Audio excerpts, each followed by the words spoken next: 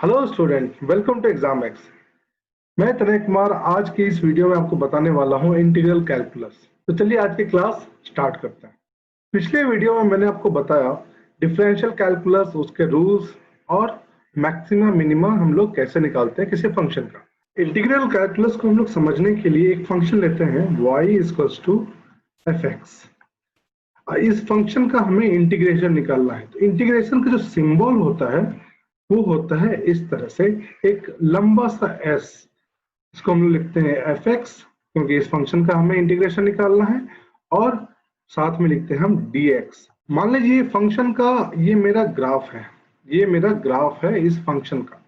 तो सबसे पहले मैं इसे x और y एक्सिस के अलोंग प्लॉट कर लेता हूं। ये मेरा y एक्सिस हो गया और ये मेरा x एक्सिस हो गया। तो इस फंक्शन का जब मैं इंटीग्रेशन निकालता हूं तो उसका एक स्टार्टिंग पॉइंट होता है, एक एंडिंग पॉइंट होता है जिसके बीच हमें उस फंक्शन का इंटीग्रेशन निकालना है। तो स्टार्टिंग पॉइंट को हम लोग लिखते हैं नीचे में। मान लीजिए इस फंक्शन का स्टार्टिंग पॉइंट है a और उसका एंडिंग पॉइंट है b। तो वो a और b हमारा ग्राफ में कहां पर रिप्रेजेंट होता है, यहाँ पे। ये जो पॉइंट है मेरा, this is the starting point along the x axis, that is a। और ये है मेरा and point which is along the x axis which is b। ठीक है। तो मेरा जो इंटीग्रेशन है वो है इस पूरे ग्राफ का एरिया। ये जो हमारा ग्राफ बना है, इस ग्राफ का और एक्स एक्सिस के अलोंग जो हमारा एक एरिया बनता है, उसका जो हमारा एक मैथमेटिकल एरिया जो हम लोग बोलते हैं, वो जो होगा वही होगा हमारा इंटीग्रेशन इस फंक्शन का। ठीक है। तो यहाँ पे इस ग्राफ का हमें अगर इंटीग्रेशन निकालना है, अगर हमें इस ग्राफ का एरिया निकालना है, तो हमें उसे एक पर्टिकुलर लेंथ में, इक्वल लेंथ में उसे डिवाइड करना होगा और मल्टीपल रेक्टेंगल फॉर्म में हमें उसको डिवाइड करना होगा। ठीक है। अब हम पर्टिकुलर किसी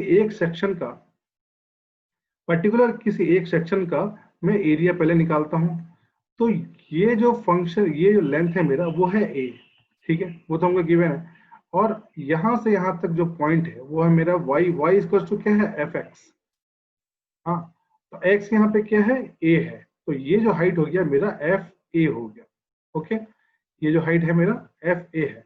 तो इस पर्टिकुलर ये जो सेक्शन है, इस पर्टिकुलर सेक्शन का जो एरिया होगा तो वो होगा मेरा इन दोनों के बीच का लेंथ इनटू ये हाइट। ओके, तो इन दोनों के बीच का लेंथ मान लीजिए मैं लेता हूं डेल एक्स, जो कि सेम है इन सब के बीच का भी लेंथ। ये हमारा डेल एक्स है। हर डिवीजन जो हमने डिवाइड किया है, एक रेक्टेंगल क्रिएट किया है, उसका लेंथ, हमारे सब सारे रेक्टेंगल का लेंथ जो है वो सेम है, वो है डेल एक्स। इक्वल लेंथ में हमने इसको डिवाइड किया है। और नंबर ऑफ जो डिवीजन है इस पूरे ग्राफ का जो मैंने डिवाइड किया है, मान लीजिए वो है टोटल n, और इनके बीच का जो लेंथ है वो है डेल एक्स। ठीक है। यहाँ पे हमारा जो एरिया होगा इस पर्टिकुलर सेक्शन का वो होगा F A into del X. तो ये हमारा पहले पार्ट का निकला, इसको हम A1 ले लेते हैं। उसी तरीके से मेरा दूसरे पार्ट का हमारा क्या निकलेगा, एरिया। ये जो पार्ट है दूसरा पार्ट, इस पार्ट का एरिया मेरा निकलेगा A2। अगर मैं इसको लूं तो निकलेगा मेरा F A plus del X, क्योंकि यहां से यहां तक का जो लेंथ है ये है मेरा a plus del X. Okay, और ये जो हाइट मेरा निकलेगा, ये हाइट ये है मेरा F A plus del X, क्योंकि ये हमारा X axis A plus del X है। तो हमारा हो जाएगा area F A plus del X into del X, क्योंकि हमारा ये जो रेक्टेंगल का है वो है हमारा सेम डेल एक्स। तो उसी तरीके से मेरा A3 जो होगा वो होगा मेरा function of a plus 2 del X into del X. और इस पूरे ग्राफ का जो एरिया होगा वो होगा, जो फाइनल a मेरा निकलेगा वो निकलेगा इन सब का सम, इन सब का सम एक तरह से मैं ये लिख सकता हूं F X of I where I is equal to 1 to n। ठीक है, मेरा ये है F X into del X, ये मेरा हो जाएगा समेशन ऑफ होल एरिया, ये पूरे एरिया का समेशन हो जाएगा मेरा ये। इससे मुझे फाइनल एरिया निकल के आएगा। अब ये जो मेरा एरिया निकाला, इसमें एक पॉइंट है कि ये मेरा प्रॉपर रेक्टेंगल नहीं है, ये मेरा थोड़ा सा,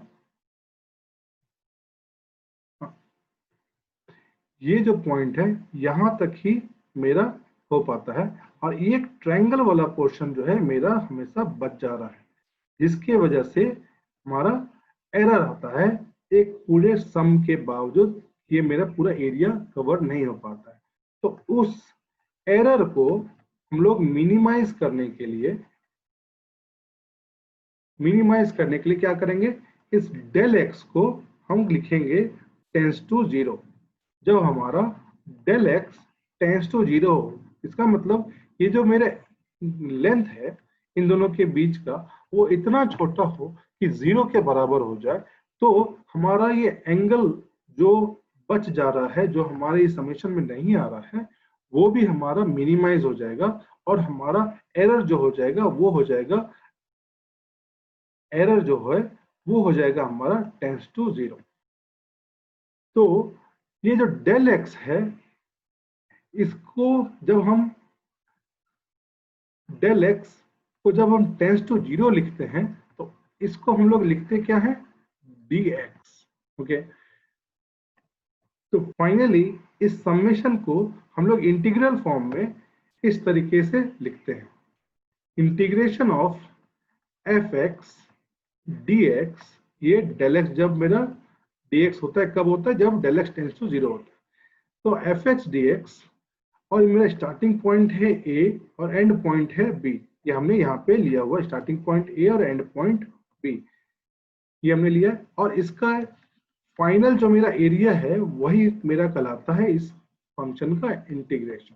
तो मान लीजिए इसका इंटीग्रेशन निकलता है मेरा एफ एक्स, तो इसका इंटीग्रेशन क्या होगा फाइनल, तो उसका फाइनल इंटीग्रेशन होगा a से b, इसको हम लोग लिखते हैं एफ बी माइनस एफ ए।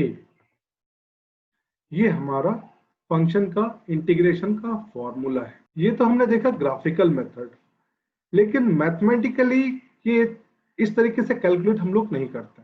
मैथमेटिकली हमने जो डिफरेंशिएशन देखा है, मान लीजिए differentiation of dy by D X of X to the power n, हमारा क्या होता है n into X to the power n minus 1। तो वैसे ही integration of x to the power n होता है x to the power n plus 1 by n plus 1।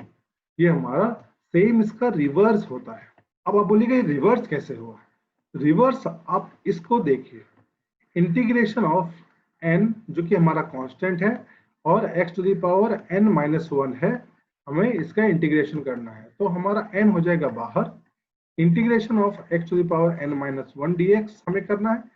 अब इस फॉर्मूला पे हम सेट करेंगे x to the power n plus 1, तो हमें यहाँ पे लिखना है x to the power n minus 1 plus 1, क्योंकि हमारा n क्या है यहाँ पे n माइनस 1 है, तो n माइनस 1 प्लस 1 लिखूंगा, और डिवाइड बाय में n माइनस 1 प्लस 1 ही करूंगा।